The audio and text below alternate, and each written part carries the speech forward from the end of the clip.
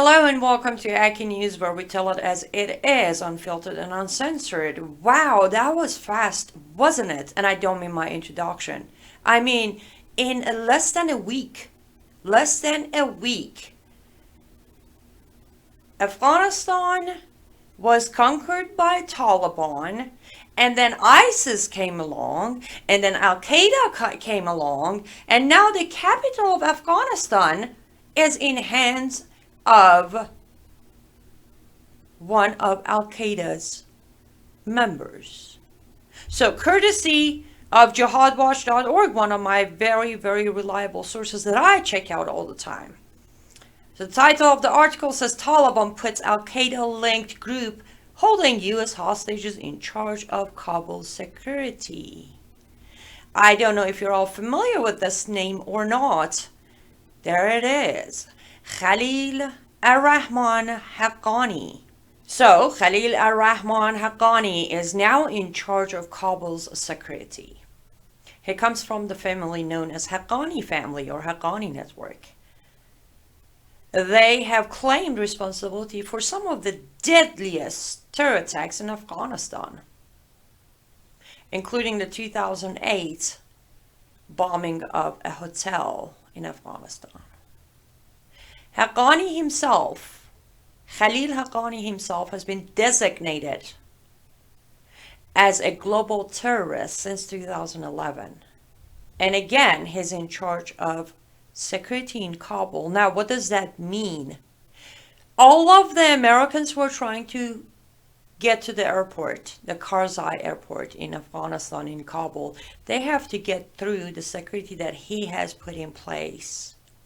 And you might wonder why Pentagon puts out a release informing us that some of the Americans who are trying to get to the airport are being beaten by Taliban. You see, they should actually say they are being beaten by Taliban and Al-Qaeda. We are officially dealing with ISIS, Taliban, Al-Qaeda collaboration in Afghanistan. And our so-called President Biden is still standing there with a straight face telling us that he has negotiated with Taliban and we face no danger and we should trust them. And I don't know what more is going to take for you, ladies and gentlemen, to understand and accept and stop denying the fact that our current administration, Biden administration, has made alliance with the Islamic terror groups, all of them, from making a deal with Iran, who is behind IRGC, and Hezbollah, to Taliban, working with Al-Qaeda and ISIS in Afghanistan. We are in big trouble, we are in big danger, and for anyone who thinks for a second that this isn't coming here, this isn't happening on my watch, all those good stuff that we do, the denial that makes us feel better, time to wake up. Time to realize that Kabul, capital of Afghanistan, is in hands and control of Al-Qaeda members under orders by Taliban, and ISIS is also luring around and doing their own thing. We have never had to face three of the biggest Islamic jihadist terrorist groups at the same time. Well, it's time to face them. Now, don't get me wrong, I'm in no shape or form expecting Biden administration to do something about this because they are the reason this happened. I will say with a straight face that Biden administration knew exactly what's coming and they had no problem being part of it. It is time for me to remind you of a very, very good book you should read if you haven't. United in Hate by Dr. Jamie Glazov. You should read this book. It will tell you exactly why Biden administration is making alliance with Taliban, Al-Qaeda, ISIS, rest of them. And I think as you are kind of sort of maybe listening to me and listening to the words that are coming out of my mouth, it is also time for you to get really, really, really, really frustrated and angry. And then hold on to that feeling. Because trust me, as I said last week, this is not the worst part of it.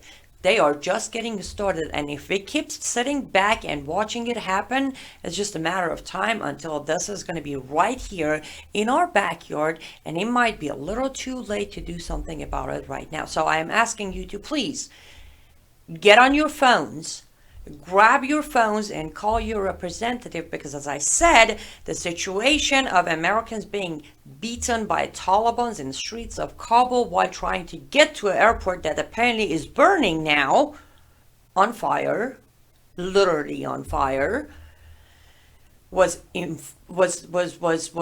Congress members were informed of the situation, and doesn't seem like any of them are doing anything about it right now. So I want you to call your representatives and demand them to do whatever it takes, even if that means we gotta send back more troops to take control of Kabul, then so be it. Because let me remind you, on inauguration day and night, 25,000 troops were in the parking lot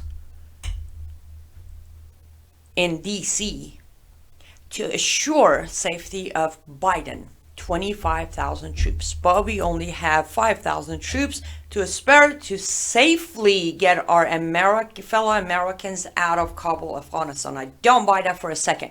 So call your representatives and demand them to do whatever it takes to safely bring back all of the Americans who are left behind in Afghanistan, and tell them to stop importing Afghan members who have absolutely no identification, and we don't even know who they are. Priority, Americans.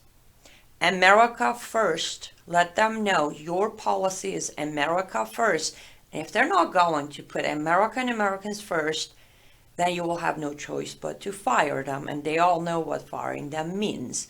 And then make sure to actually do what it takes to voice your concern, which I'm hoping you are concerned with the fact that we have Americans left behind. As of right now, reports say being beaten, but it's just a matter of time until we start seeing the videos of our fellow Americans being beheaded in hands of Al-Qaeda, ISIS, and Taliban in Afghanistan. Do not wait until then. I am begging you. Pick up the phone, call your representative, let them know you're watching and you're listening, and you expect them to do what they were hired to do. Protect Americans. And thank you so much for watching this episode, and I really hope you share it everywhere, as far, as wide as you can, because everybody needs to know mainstream media is lying, and they need to know what the truth is so we can prepare for the battle that's coming our way. Stay safe and goodbye.